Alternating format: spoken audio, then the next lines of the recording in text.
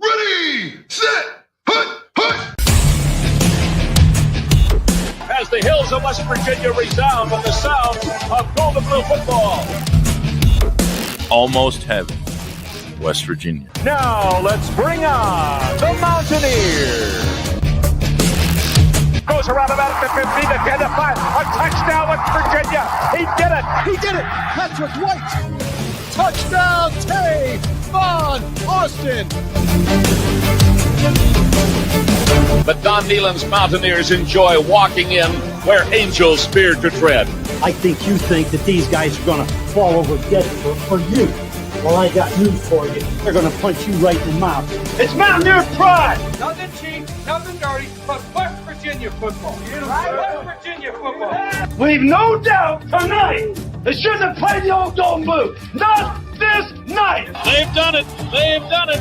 A perfect season. And the Mountaineers, for the first time in history, undefeated and untied. Don Nehlen and his Mountaineers, for the second time, have finished a regular season with an unblemished mark.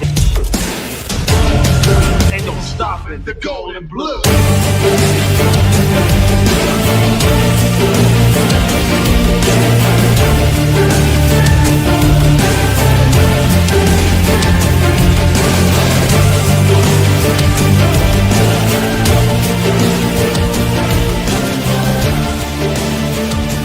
It is a great night to be a Mountaineer wherever you may be.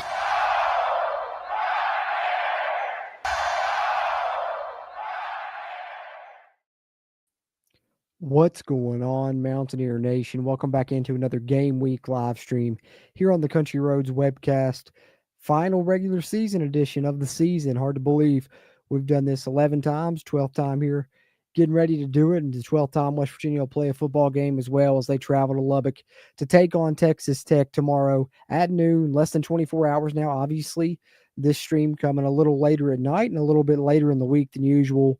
I didn't want to do it on our typical Thursday with it being Thanksgiving. Didn't want to take away from, time with your families, time there enjoying the holiday. So decided to do it on Friday this week. And of course I had to work, so coming at you a little bit later, but I'll try not to keep you too late. But as always is the case here, let you guys guide the conversation as far as sharing your predictions for West Virginia versus Texas Tech or any other questions you got there. I'll try and answer those as well throughout the stream. And hopefully you've heard my prediction already on the Preview and Predictions podcast, which, of course, you can find the video version of here on YouTube and then the audio version on any podcast platform, Spotify, Apple Podcast, Amazon, iHeartRadio, you name it. Find it there if you haven't checked it out yet.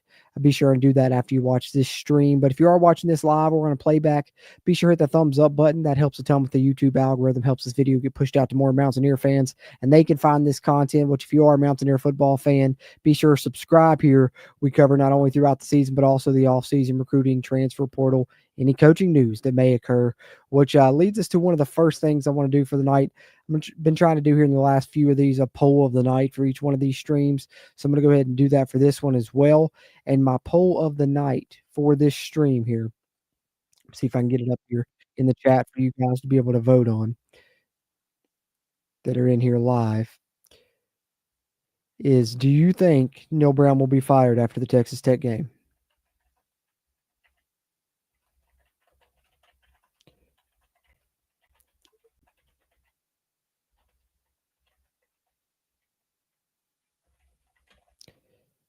Okay, guys. So do you think the Texas Tech game will be Neil Brown's last at WVU? Yes or no are the two options there in the poll. And I will end the poll before the stream and we'll see what the results were. But let me know your all's thoughts. I know there's a lot of rumors of that going around lately, that this very well could be Neil Brown's last game at WVU. We've talked about that, of course, in the past here. But what do you think? Do you think this game against Texas Tech will be Neil Brown's final game as the WVU head coach? Vote in the chat there, and I'll touch up on that poll of the night here at the end of the stream, and we'll see the results there. But we'll have that going throughout the stream. And, of course, I want your predictions for the game as to what you think will happen for West Virginia versus Texas Tech. Other than that, we'll talk uniform updates and some other news and notes there. But before we talk football, I want to talk West Virginia basketball. We're going to get into that real quick. But I do see some people in here. What's going on, James Weekly, Jeff Burton? Appreciate you guys. Yeah, happy Thanksgiving as well. Got a prediction from James Weekly. Always like yours, man. They're always making me laugh. 7 trillion. Tech nothing, to be honest. Appreciate that, James. You're always got that great optimism, man. Never know what you're going to come with, but always appreciate it. Let's start off talking about this WVU basketball team, man, because they've really given us something as a fan base to be excited about. And they both WVU basketball teams, as a matter of fact, the women's and the men's. Talk about the men's first. Just finished up the Battle for Atlantis tournament today. And one of the craziest things I've ever seen is 3 consecutive overtime games played in 3 straight days, obviously with it being one of these, opening season tournaments there that they played in. But what a performance from West Virginia in those 3 games. Win 2 of those overtime games, both against ranked opponents. West Virginia performs, I think, better than we all kind of expected. And right now they're sitting at 5-2 on the season. And as we look at their schedule here, they get about a week's time off before they take on Georgetown. And then after that, they have 3 games that they should win. So they've got a good chance to potentially, we'll see what happens, but a good chance to maybe go into conference play at 9-2. And then you're just looking at, 8 or 9 conference wins to get you into the NCAA tournament probably. And I think you can find 8 or 9 conference wins here on this schedule as I scroll through it there, especially with how impressive this team has looked thus far. As long as everyone stays healthy, you still have to get Jaden Stone back too. Don't forget you're missing a guy that, scored 20 points a game at his last stop there. But West Virginia with some excellent performances there in the tournament. Of course, none bigger than beating the number 3 team in the nation in Gonzaga, who was undefeated. They had beat Baylor by almost 40 points. And, of course, West Virginia had never beaten Gonzaga, and you finally get a victory over Gonzaga. They're a huge win for Darren DeVries, their signature win to start his career. And as you look at the schedule here, I think if West Virginia is hitting their shots and they're scoring points, they're winning games. Because you look at the only 2 losses they've suffered, they had 70 or less. 70 against Louisville, 62 against Pitt.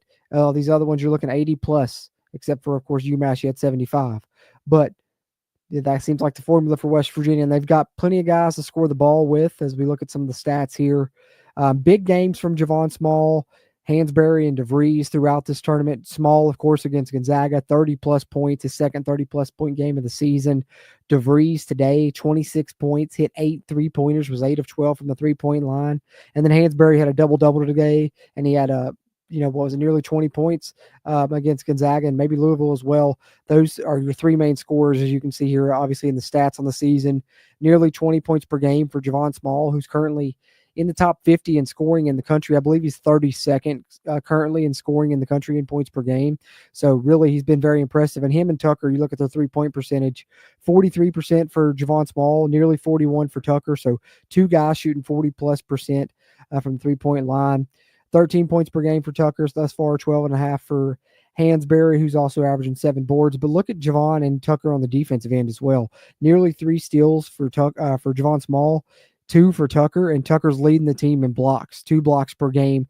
And, he had a game where he had 4 or 5 in the tournament there. So good performances from a lot of different Mountaineers, and I think you see a lot of potential with these guys on this season. And I think, I said earlier, a lot of people, probably didn't believe it, that I thought this could be a tournament team, but I really did. And now after seeing them play, I believe it even more so after seeing some impressive stuff, especially that win over Arizona. That's a Big 12 opponent, and you'll play them again in the future. But the Big 12 is going to be super tough. But if you can find a way to win like 8 or 9 games, I think West Virginia's got a great chance to be a tournament team. And if they get in there, they're the type of team that could make some noise. Good guard play, good scores, good defensively, well coached now with Darren DeVries at the helm. I think that he's going to be an excellent coach, and it's going to be a really fun era of Mountaineer basketball. So I wanted to mention them for sure. They deserve that shout out after that, and a couple of tweets to share in reference to that really quickly also that I had pulled up here for the stream. This one right here, because this literally was something I thought of immediately after the game. I didn't put it in this same context.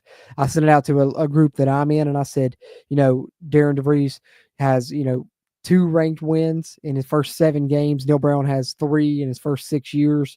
But Joel, the WV stats guy here on social media, puts it even better. Neil Brown has 3 ranked wins the last 6 seasons. Darren DeVries has 2 ranked wins in the last 60 hours.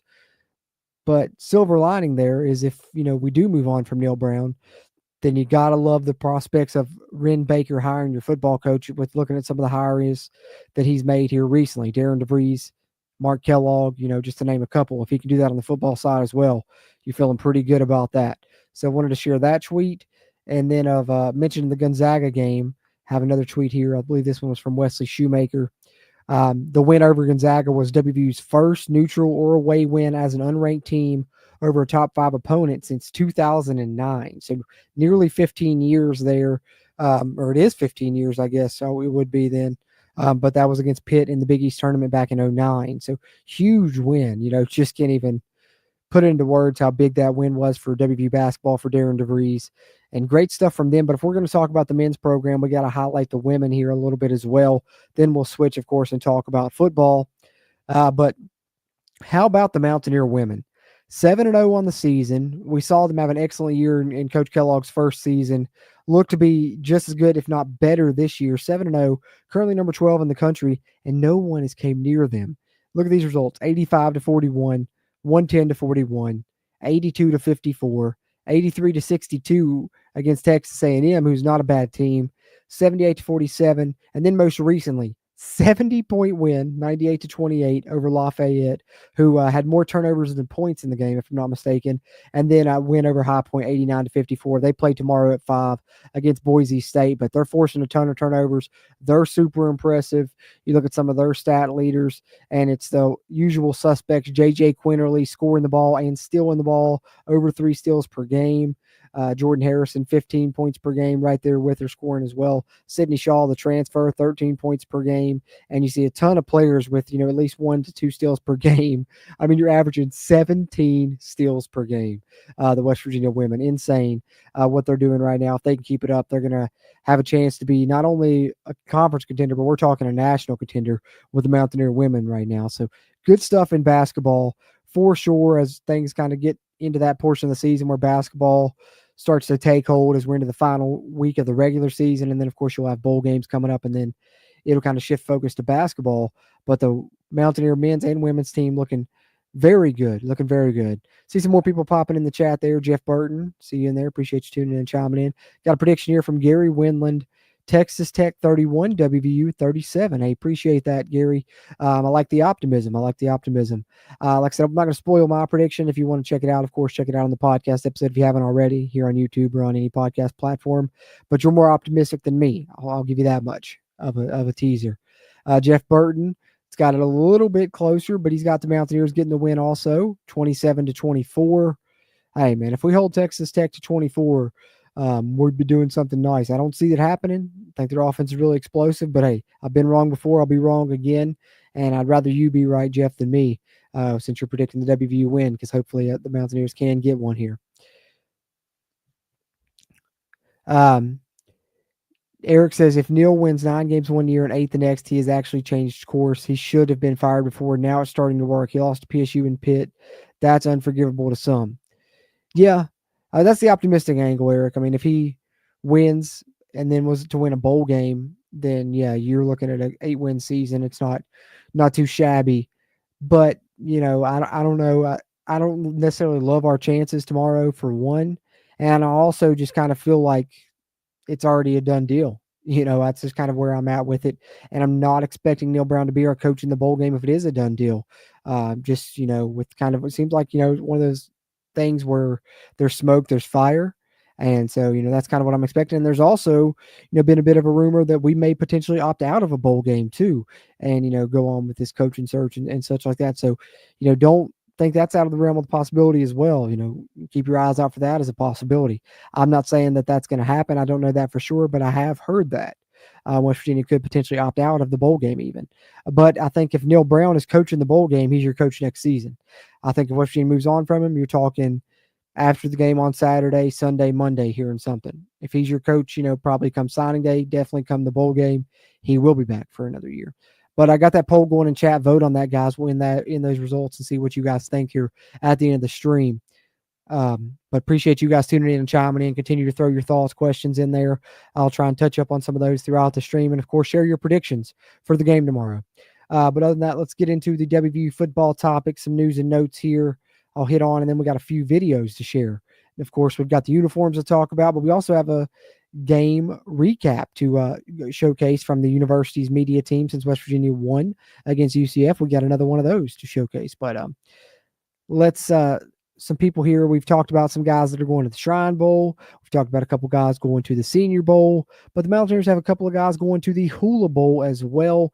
One of those being tight end Cole Taylor accepted his invite here, as you see here on the Hula Bowl page. So he's going to be playing in the 2025 Hula Bowl game there, showcasing for NFL scouts his pro prospects there. Cole Taylor will be involved, but he isn't the only Mountaineer that'll be playing in the game. Actually, we got another one that accepted an invite to the Hula Bowl here announced on social media.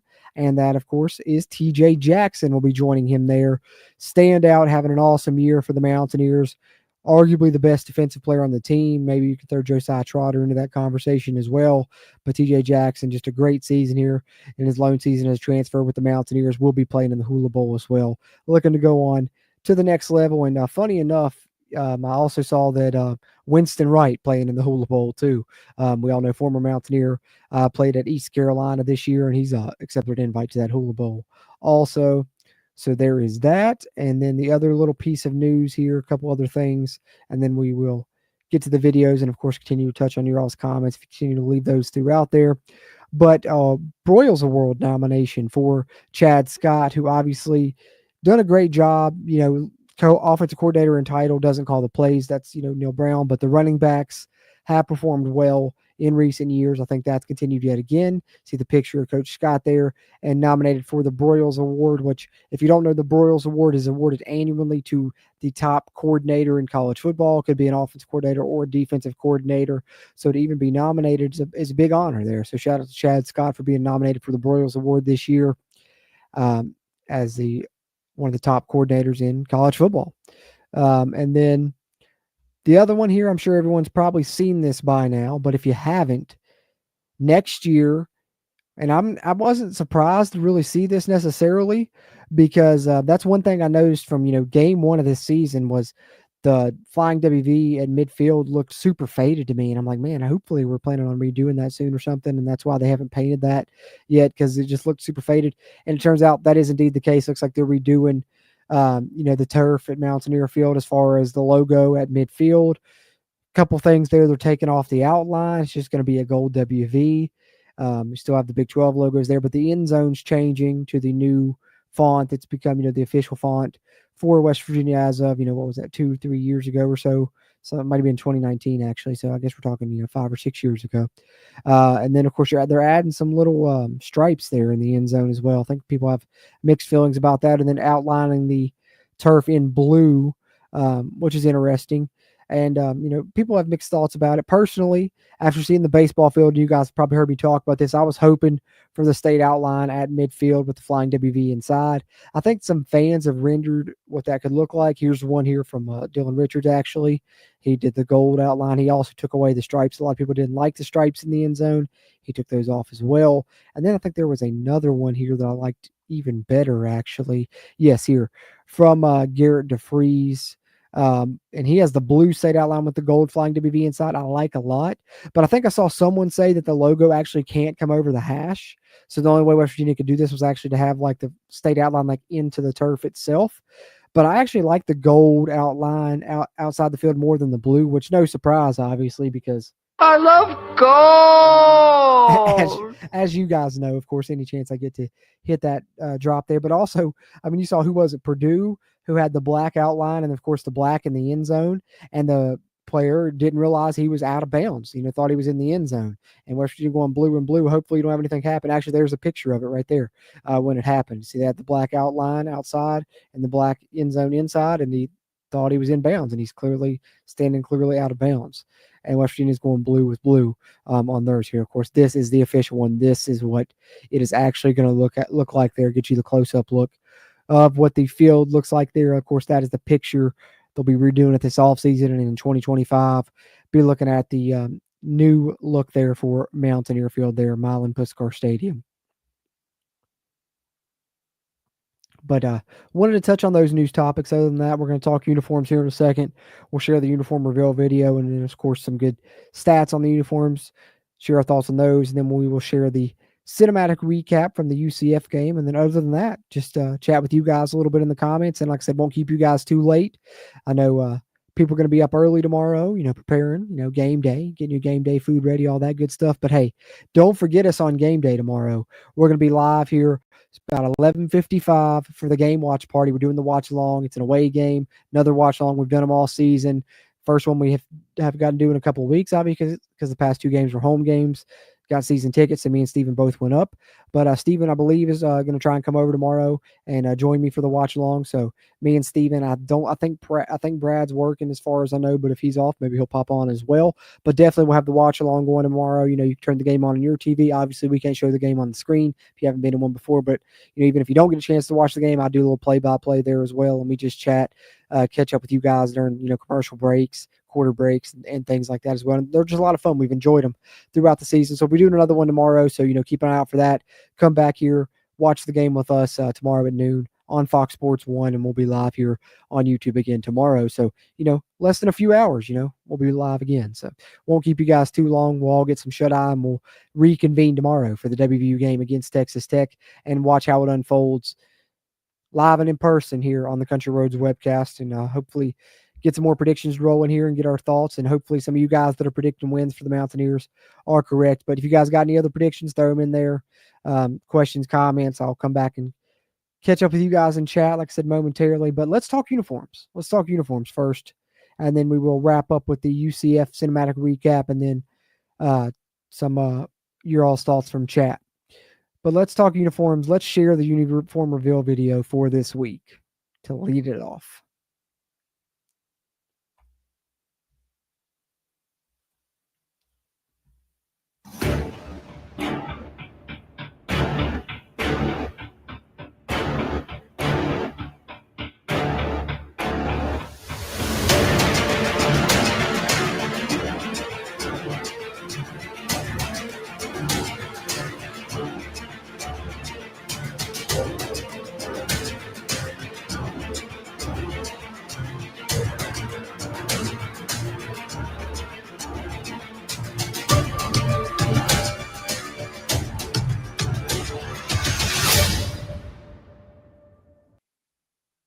All right. So shout out to the WVU media team as always. Great job on all their work. We're going to share their cinematic recap here in a bit.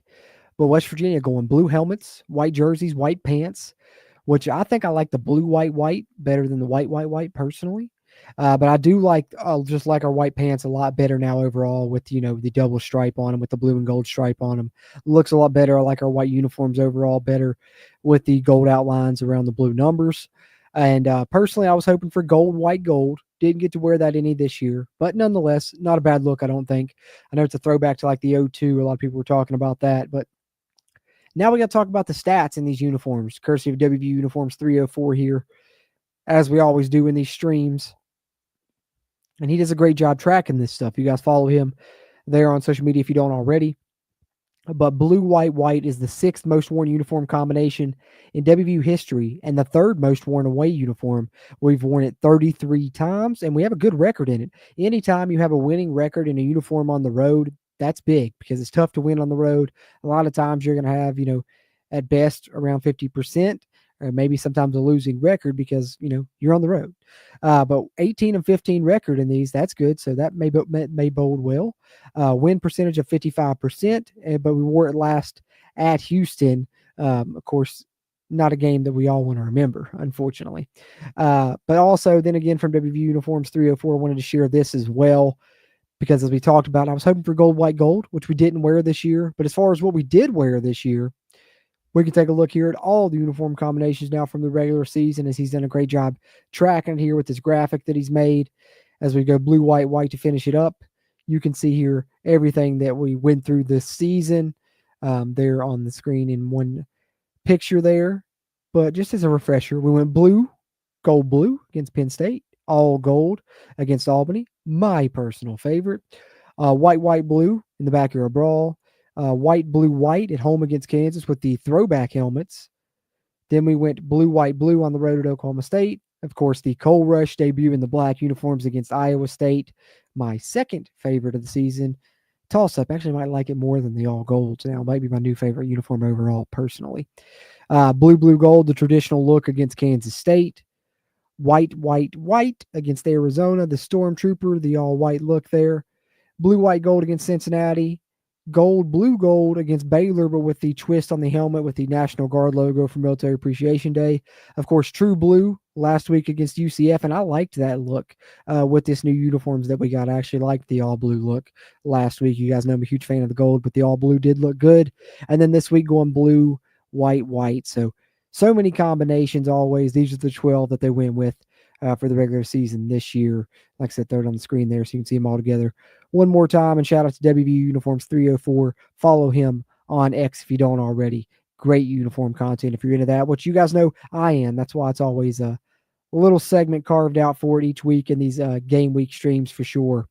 But let me catch up on some of your all's comments here, and then we will share the UCF cinematic recap. And while that plays, that'll give you guys one more chance to throw your predictions or any other comments you got in there before we get ready to close up shop here.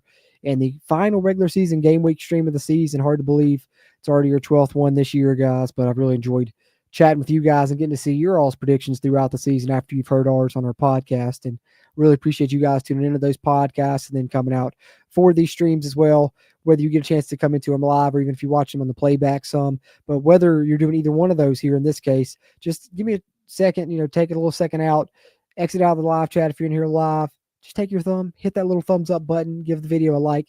It really helps a ton with the YouTube algorithm, pushes us out to more Mountaineer football fans so they can find this content. And if you are one of those that found it, be sure to subscribe here.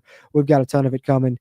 Even though the season's getting close to wrapping up, we keep it coming year-round here on the Country Roads webcast with Mountaineer football coverage, including recruiting, transfer portal, all that good stuff, maybe coaching staff search news if we got to get into that. And of course, if you become a channel member here at the join button below, you get even more. So if you're someone that can't get enough, always keep that in mind. It also helps keep the mics recording and the cameras rolling here on the CRW if you become a channel member here and help support us monthly. And in addition to that, you get player grade streams, you get snap counts, you get depth chart projections, you get game rewatches with commentary, you get film reviews, you get badges beside your name, you get custom emojis, so all kinds of stuff if you do want to become a channel member there, if you want to support me that way. But like I said, the fast, easy, and free way is just a thumbs up button, and be sure and being subscribed to the channel. But let's see here. Year one, GG won the Big 12, didn't lose, but lost A&M. GG 1-round pick, 45 TDs, 2 picks. Fire Neil Brown. Oh, I'm guessing you're talking on the game there, James Weekly. Hey, what a baller. College football 25 stuff there. It's not okay. Golf says tuning in late, but a very positive. Ren had a plan all along. If anyone needs proof of the money being there, just look at our B-ball social media engagement the last 3 days. Our people and the money are there if there's excitement and a reason to be there. Exactly. And 100% agree that the money is there. And I think that, we've seen that Ren's serious enough that he's not going to let the money be the only thing that's hindering him from making this move. Because if you want to be competitive, you can't let that stuff stop you, and you got to get out and do what you got to do to be a competitor. And he also wants to put his stamp on things, probably. Look at what he's done. We've talked about the basketball programs earlier. Imagine if he goes out and makes a great football hire as well, and West Virginia gets rejuvenated and starts becoming a winning football program again too. And he's got all of those working. That's going to look really good on him as well. That's something people need to keep in mind, in this whole aspect of things also, that really makes me lean even more into the camp that I think Neil Brown is probably done after this Texas Tech game. I'm not voting in the poll, obviously, myself, but if I am, I'm thinking that Neil Brown is probably going to be fired after the Texas Tech game, and it will be his last. But, guys, be sure and vote on that poll in the chat. We'll end the results on it here in a bit as well before we end the stream. I don't, James Weekly. I don't think Gigi is going to go to the draft, unfortunately. He just didn't have the year that he needed to have this year in the passing game that would have allowed him to do that. I mean, he's going to try, I'm sure. I'm sure he's going to try. He's going to have pro day and showcase and stuff. But I don't think he'll get drafted. Maybe, if he's lucky, he'll get picked up as an undrafted free agent. But if not, there's other things now. There's other leagues. It's the USFL or whatever the XFL and other one merged into. He could potentially play in, and, people get shots from that to the NFL level at times. So you never know what could happen. The Hula Bowl is one of the senior showcases. You got the East West Shrine Bowl, you got the Reese Senior Bowl, you got the Hula Bowl. There might be one more as well that I'm leaving off, but they're just the games where the players go showcase for scouts and all that good stuff. Merrick Flower said, weren't supposed to win last week, and I'll say what I said last week, WVU by 80. Took WVU as a dog last week in football and as a dog every game in the battle for Atlantis. Hey, you got good luck going for you right now, Eric. Then, man, got good luck going for you right now. And I know you're hoping for that win, not only as a Mountaineer fan, because I know you're wanting that cover on that preseason win total. I feel you. I got a little action on that as well. Yeah, that's what I was talking about there. It's not okay golf. Can't cross the hash. It's crazy too. So they would have to have it like ingrained into the turf, but they could do that potentially. I mean, if they don't put it there, they should just throw the state outline somewhere though. But man, that logo would look sweet if they were able to do it, because looking at it on the baseball field just gets me so jealous every time I drive by it when I'm in Morgantown. Eric Flower says they need more seating for the fans. The rich people in the boxes don't add to the 12th man. Fucking hated they did that. Get asses in the stands. It's a working class team. 100% agree, man. 100% agree. Because you don't get noise from boxes. That's the one thing. I know that it generates revenue though, so that's the counter argument to it. But it just depends, where do you want to put that at? Do you want to have the atmosphere, or do you want to have the money? But I think West Virginia needs all the extra revenue they can get, so I understand why they do it from their perspective. But being the fan that I am there in the stadium, I want all the noise that we could get for sure. I know a lot of people had issues with that, and a lot of people with the touchdown terrorists and all that stuff. But I think that Ren Baker's shown he's committed to making improvements, and whatever they need to do. We've got the lights this year, and they're awesome. They're redoing that turf this off season, so I think we'll continue to see things. So you never know what could happen. They could add more seats at some point. You never know what direction they could choose to go for sure. Gary Winland says, thanks, Ren Baker's too smart as a financial man to opt out of a bowl that gives WVU a payday from $500,000 to $1.5 million. The school needs the money. Yeah, I'd be very surprised as well. But, I was just sharing the rumor just in case it does happen, because that is a rumor going around. I'm not expecting it to happen, but it always is a possibility. You never know what could happen. It's not okay golf says a prediction for the game. Credit to Texas Tech, playing a hard game, protecting their house. Yep, credit to them. They made plays. They scored in winning time. Credit to them. Hey, but the weather was great. We had fun down here in Lubbock.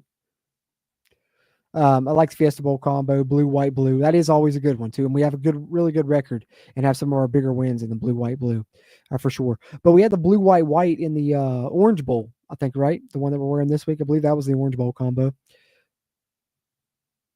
If they believe these stats, why not go to the unis with the highest win percentage? Hey, I'm sure if it was up to, the coach, if they're superstitious, they probably would. But, it's a player's thing, and it's a recruiting thing. The more different looks, the more variations they have, the better it looks for recruits, I think. That's probably why they try not to really repeat combos throughout the season. And also they probably try to make it fun for the players, let them have a say into it as well, for sure. But if as superstitious as I am sometimes about WVU football, I've gotten better over the years as I've gotten older. When I was younger, I was really superstitious. Like if we were playing bad, I would just completely go change my whole outfit. I mean, down to everything, underwear, socks, whole 9 yards.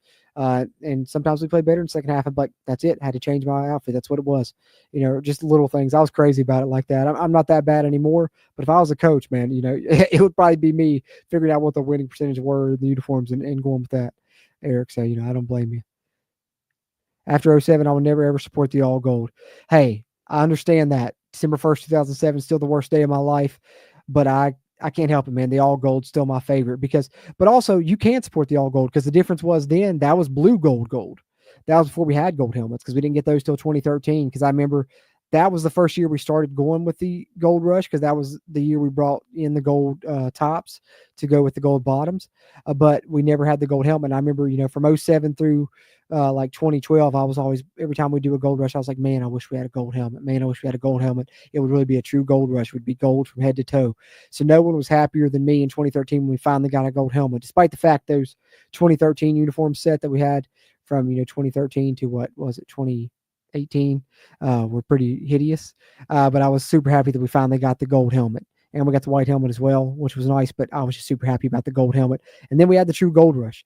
So, hey, you can support the gold rush now because it's actually a true gold rush, gold, gold, gold. You just can't support blue, gold, gold. So I understand that because I understand that game that shall not be spoke of from 07 for sure. Who do I think will get drafted? I think Wyatt Milam probably is a first-round pick, easy. I think Sean Martin has a chance as well. Other than that, I don't know. Maybe you could get TJ Jackson as the late round pick, but I don't know because of his height. That's why a lot of people slept on him in the recruiting process and such already. But you always just got to think if anybody goes to the combine and shows out, they could get there. But don't discount Austin Brinkman getting drafted as a long snapper as well. I'll throw him in there.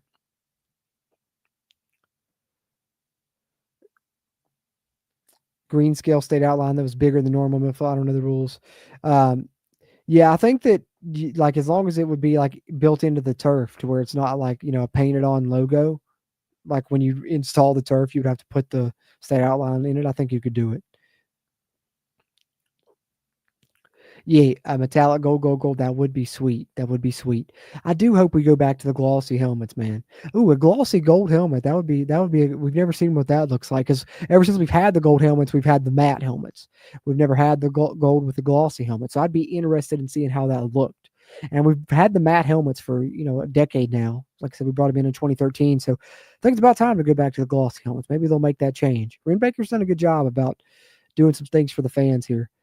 Oh, I see Georgia Tech and Georgia. Georgia came back 27-27. 30 seconds left. I got that up here on the TV. But Georgia Tech is driving, getting close into field goal range for a game-winning field goal there. They just crossed midfield. Oh, they fumbled. Sorry, guys. I got into that for a second because it was like less than 20 seconds left there, but I think they're calling it incomplete. But nonetheless, we'll probably get to see the end of that here. I'll update you guys on that here or there. UCF's down 21-7. James Weekly, I see you ask that for sure. But all right, guys, if you guys got any other questions, any other predictions, throw them in the chat there. I'll touch up with you guys one more time. We'll wrap this up shortly. But before we do, of course, I'm going to share the cinematic recap of the UCF game. Then I'll come back, touch up with you guys in chat if you guys got any other predictions or questions. Other than that, we'll end the poll. Vote on that if you haven't already in the chat in that. And then we will wrap up the stream and get ready to reconvene tomorrow for the watch along here on the channel. But great job here from the media team with the UCF recap. I'm going to share that with you guys now.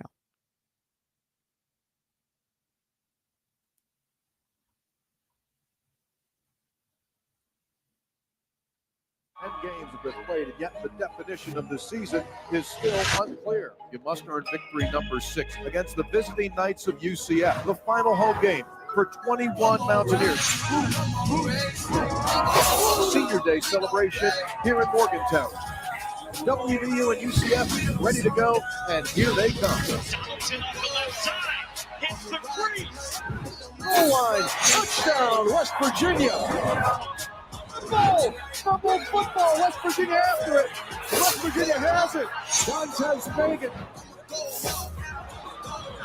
Back to Jaheen White looking for running room. He's in for the touchdown. Off the left side guard. A 3-yard run for Jaheen White.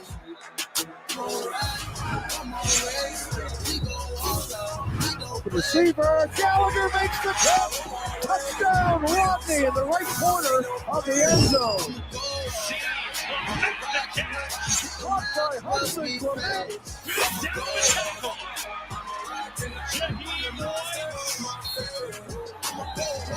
Touchdown, West Virginia. C.J. Donaldson.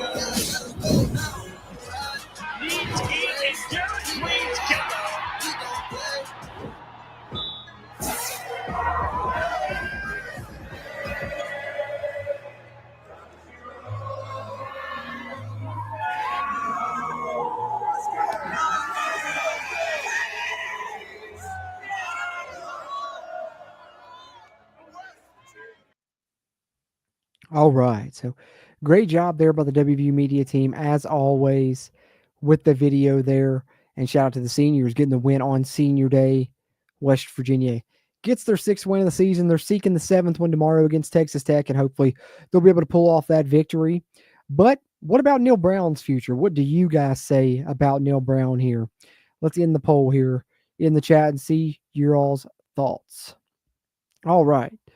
So for the poll of the night for this stream, I asked you guys, do you think the Texas Tech game will be Neil Brown's last at WVU? And wow, we are on different pages, guys, because you guys said no, it will not be Neil Brown's last game at WVU. 62% of you guys did, with 37% of you guys saying yes, it will be Neil Brown's last game at WVU. And personally, I'm just, I've talked about it in the past. I think that things have kind of came to what feels like a breaking point to me, it almost feels like the point of no return. And I think there's been a lot of smoke. And I'm, just one of those guys that believe where there's smoke, there's fire.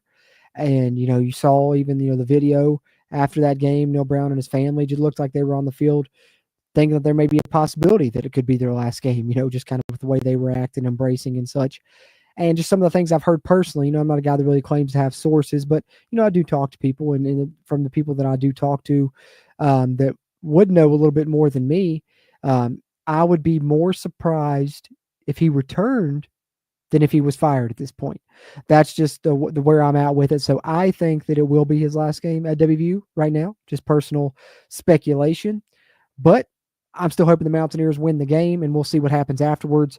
But what I can tell you is that if it is indeed going to be his last game, we will probably hear something by Monday. Like I said, if he's the coach of the bowl game, if he's the coach come signing day, he'll be back for 2025. But something to keep an eye out moving forward. But before then, we got to play the Red Raiders on the road in Lubbock tomorrow at noon on FS1, and we're hoping the Mountaineers get the W. Like I said, come back here, watch it with me in the watch along. Steven will hopefully join me as well. We'll have a lot of fun there, chatting with you guys a little bit, providing a little play-by-play and commentary throughout the game and watching it as it unfolds together. West Virginia seeks the 7th win, a 6th win in conference, and hey, they would finish undefeated in Big 12 in road play if they could find a way to get it done. Going to be a tall task with the defensive struggles West Virginia has had against a really good Texas Tech offense, but we'll see what happens. We'll see what happens. It's not okay. Golf says he thinks Neil's gone no matter what, but feels like he'll coach through the bowl. I just don't think that'll happen. I think that if they're going to get rid of him, they're going to try and get rid of him probably before signing day. Have them give themselves a lot of runway here to make them remember bringing another coach staff. I think if he coaches the bowl, he's back next year. But hey, you could be right. It's not okay, Golf. I've been wrong before. I'll be wrong again. We'll see what happens, but we'll keep an eye on it, guys. But let's cheer on the Mountaineers tomorrow at noon. Hopefully get a win here against Texas Tech on the road. Neil Brown's never won there, but hey, there's a first time for everything. And would be a good way to go out if it is his last game to finally get a win in Lubbock. But regardless of what's going on with the hot seat situation and the coaching staff influx, it's always let's root for the Mountaineers, get behind them, and try and cheer them on victory. And that's what we're going to do tomorrow. And I appreciate you guys coming here chatting with me a little bit about the game, sharing your predictions as always on these streams. If the bowl game comes around, we will do another one of these prior to that. But I'm still going to try and continue to do live streams throughout the off season. I'll try and do one weekly, at least once a week is what I'm going to try and do, guys. That's what I'm trying to do throughout the offseason. Still try and do one once a week. There may be some weeks where I miss out on that, but we'll try and keep them coming. And like I said, there'll be a ton of coverage coming, so be sure. Subscribe here if you haven't already. Push the like button before you head out. And like I said, come back tomorrow for the watch along stream. As always, I'm Jordan Cruz. Thank you guys so much for tuning in. And until next time, let's go Mountaineers.